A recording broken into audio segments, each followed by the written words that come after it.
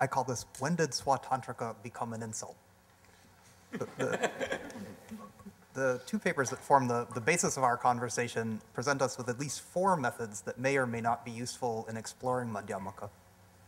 Textual exegesis, hermeneutics, historical contextualization, and logical analysis.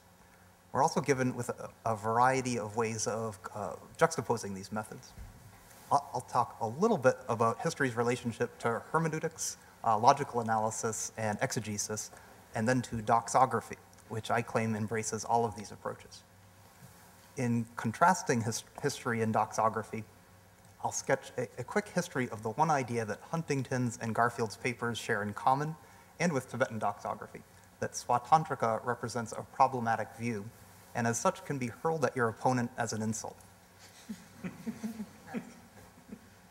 Any sharp distinction between principled hermeneutic and historical approaches proves difficult to defend in light of roughly 80 years of philosophical reflection on the nature of historical thinking, which ties historical understanding tightly to the hermeneutic circle.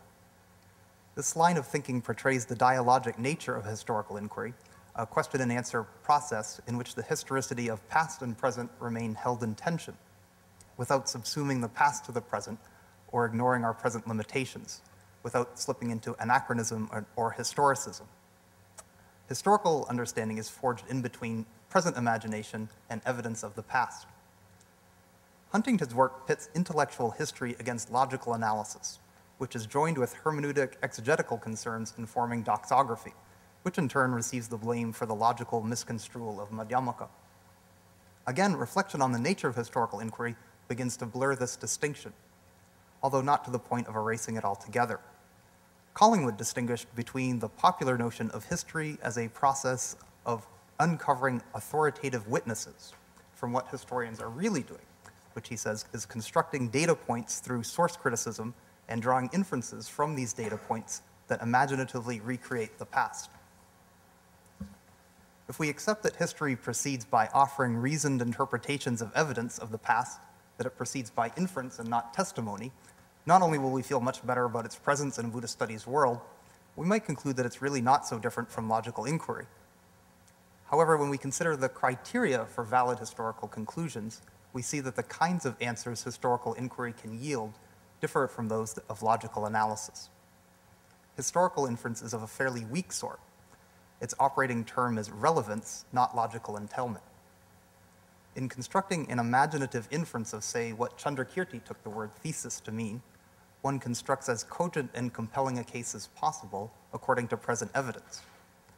I can be right or wrong, compelling or out to lunch, in the conclusions I draw about Chandrakirti, but always within the limits of perspective. The evaluative criteria for historical inferences are as good as present-day historical imagination. A further limitation of intellectual history concerns evaluation. Historical methodology can't tell us who's right. I can't rub two pieces of evidence together and claim that emptiness is the final nature of reality, or that Chandrakirti is the one genuine interpreter of Nagarjuna's true thought. In order to assess success or failure, intellectual history requires some set of standards. Here, one could borrow from logical analysis, which, among other things, is a clear form of evaluation, with criteria of truth and falsity. However, if logic is the enemy, per Huntington, and history is not properly a judge, per me, one needs some other tools. One wishing to make a case for Chandrakirti's success could proceed by a kind of exegetical comparison, claiming that an assemblage of evidence suggests that his interpretations of Nagarjuna remain more faithful than those of, say, Bhaviveka. Making a case for fidelity requires further historical understanding of Nagarjuna, while making a case for more faithful requires the same of Bhaviveka. This could well turn out to be a prolonged case of passing the buck, as some evaluation of Nagarjuna would still be required in order to assess whether fidelity to him would be a good thing at all. I understand Huntington to say even more than Chandrakirti is more faithful to Nagarjuna, who is the most faithful to the Buddha. Rather, the Buddha, Nagarjuna, and Chandrakirti offer something more important, more deeply meaningful than their competitors. And it's here that I find important commonalities between Huntington's historical contextualism and doxography, which might actually offer the tools required to make these claims. Having taken the term from a German scholar of pre-Socratic philosophy, a bit of reflection on what doxography is in the Indian and Tibetan context may be helpful. Like its Greek cousin, it is tenet writing, a listing of which doctrinal school says what. Rendering Siddhanta or Drumta as tenet captures a primary sense of the term, as it represents established conclusions, positions, or tenets of the various schools. Rendering it as fixed ends captures a slightly different sense, in which we see some of the game involved in tenet writing. It essentializes, classifies, and stratifies. It defines a position, says who holds that position, whether they knew it or not, and ranks positions in terms of more and less true. And it makes all of this seem as though it is a natural fact. As an interpretive strategy, doxography embodies a kind of pre-understanding. The Buddhist teachings are essentially meaningful, and those scholars who present them as the most meaningful win. With a voluminous canon to work with, logical analysis becomes important in determining the defining features of a category, as well as what counts as most meaningful. Some element of historical thinking is involved. Certainly chronology is in play in discussions of founders and followers. Rather than intellectual history in which ideas are treated as products of human history, doxography might resemble the older and somewhat unfashionable history of ideas approach, in which the idea, rather than the producers of the ideas, are primary and come to manifest in certain thinkers at certain times. Finally, doxography embodies a power structure. Classification within hierarchical categories, as we often see, becomes a polemical issue. For Huntington, Indian Buddhist intellectual history takes the shape of a dialectic moving between the pole of radical pragmatic therapy that frees one from all attachments, represented by the Buddha, Nagarjuna, and Chandrakirti, and the pole of rigid philosophy that holds views and utilizes logic to defend those views, and thereby foments all manner of disturbances, as exhibited in Abhidharma and the work of Bhaviveka. The dialectic would seem to die when the liberational impulse of Chandrakirti's chief insights become frozen in Tibetan scholasticism, where they would soothe conceptual proliferation nevermore. So we dig them up. So while doxography is the enemy, the poles of Huntington's dialectic present two interesting groups, one repeating a standard feature of Tibetan doxography, the superiority of Chandrakirti's understanding of Nagarjuna. On the other, I'm not sure that any doxographer has previously linked Abhidharma, Bhaviveka, and 15th century Tibetans, and I'm pretty sure no doxographer has included Robinson, Hayes, Tillemans, and Garfield in that group.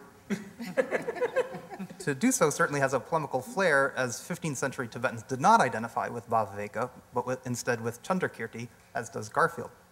My scan of the Tilleman Sungbum reveals no overt pledge of allegiance, and I would have been reluctant to have posited Tom's thought in his presence, but William Edeglass's emptiness of being Tom Tillemans allows me to pretty much say what I want there, huh? Tom's a prasanga. In fact, one of the few points that Huntington and Garfield agree on is that no one ought to identify with Bhaviveka or the Madhyamaka interpretation he supposedly founded, Swatantrika. For Garfield, Swatantrika represents one of two extremes to be avoided when reading Madhyamaka, the other being irrationalism. Garfield shows that a host of arguments proffered by Nagarjuna and Chandrakirti indicate that these two endorse reasoning, or yukti, which to my knowledge Nagarjuna nowhere denies, and which to my mind he regularly employs. So rather than reasoning in total, it's the kind of reasoning that Bhaviveka employs that would stifle true insight. One way or another, Bhaviveka is the culprit. So when and why did Bhaviveka and Swatantrika become insults? And what assumptions do we make, and what kinds of thinking do we engage in when we receive them as insults? Does the insult really only apply if we engage in doxographic thinking? I don't mean to say that anyone who arrives at the conclusion that Chandrakirti's thinking is superior to Bhaviveka's is an irredeemable doxographer. Rather, my claim is twofold. First, the twin notions that Bhaviveka represents a problematic view, while Chandrakirti walks a true middle way, have a history. And the history, when compared with the fixed ends of, say, 15th century doxography, is illuminating. The second, and perhaps slightly more disagreeable, is that doxography represents a subtle tendency in contemporary scholarship and potentially a useful tool. So the simple first. The first two claim that Bhaviveka was anything less than entirely wholesome was, of course, Chandrakirti. However, Chandrakirti's point seems to have been lost on most Indian Buddhists for hundreds of years who pretty well ignored him. The next important point on the map comes in the 8th century, when those with whom Bhavveka would later be united under the banner Swatantrika pointed out some of the difficulties that his views on the conventional world held. This critique produced the first doxographic subdivision of Madhyamaka, Yeshede's Sautrantika versus Yogacara Madhyamaka. I highlight this because when Chandrakirti comes back to life in the 11th century, no one's talking about Bhavveka. The earliest known uses of the label Swatantrika come from 12th century texts, those of Jayananda and Sonam Semo. For the latter, it's not an insult, but a name for a kind of thinking that he actually stands behind. The abundance of newly available literature produced in 11th and 12th century Tibet reveals that the conflict producing both the Swatantrika and Prasangika labels was between Chandrakirti's views, or revivers of those views, and those of the three Eastern Madhyamakas, so-called Jnanagarbha, Shantrakshita, and Kamalashila. Following Chandrakirti's calling several of Nagarjuna's statements theses, his 12th century revivalists adopted the term mere theses, or the same term that David spoke of last night, just theses, while rejecting theses defined by Dignaga and used in formal or Swatantra inference. Surely the 11th and 12th century promotion of Chandrakirti influenced Tsongkhapa. We have very good evidence of certain points. But I think it's fair to say that Tsongkhapa's resurrection of the Chandrakirti-Bhavveka debate takes Chandrakirti's critique as its starting point and explores some of the textual difficulties in the layers of Buddhapalita's and Bhavveka's commentaries. I think it's also fair to say that Tsongkhapa's presentation of this debate has been enormously influential on the ensuing hundreds of years of scholarship on this issue. And I thought I might have to argue for this point, but here's one place where the preceding papers have well made that point for me. This is not to say that 12th century Tibet offers us the best vantage point for understanding Chandrakirti, even though I think it is in fact the most interesting. Rather, it's to point out that attention to historicity shows us the different questions that motivated philosophical thinking in different times and places. The questions driving the early Swatantrika Prasangika dispute in the 11th and 12th century, when both camps had active supporters, were not the identity of conventional and ultimate truths, but rather how one moves from one to the other. We'll understand Chandrakirti differently when we consider these questions. Also, we'll see that the meaning of supporting Chandrakirti changes over time. In 7th century India, Chandrakirti is something of a radical traditionalist, if that's not quite an oxymoron. In 15th century Tibet, Chandrakirti is establishment. So, like Huntington, I tend to pit intellectual history against doxography, but for different reasons and without intending to disparage the latter. Doxographic thinking subtly influences a good deal of what we do in the study of Indian and Tibetan Buddhist philosophy. We report who said what, we classify, we think of one Buddhist thinking as relevant to another's based on their doctrinal affinities, and many of us come either explicitly or implicitly to rank those we study on some scale of better or worse. But subtle influence need not be negative influence, as doxography and the tools it utilizes can become itself a useful tool. I recognize that Indian and Tibetan Buddhists have used the tool to promote a particular interpretation of Buddhist doctrine over and against all other interpretations, as well in some cases all known non-Buddhist views. Less polemically, doxographic thinking helps us to see the contours of the game so many Buddhist thinkers play. Helps us see which conversations would be meaningful to explore, helps us to see important differences in philosophical projects, and provides a context or an ordered whole in which rational analysis can yield meaning. It provides different kinds of answers than historical analysis, providing a structure that allows evaluation.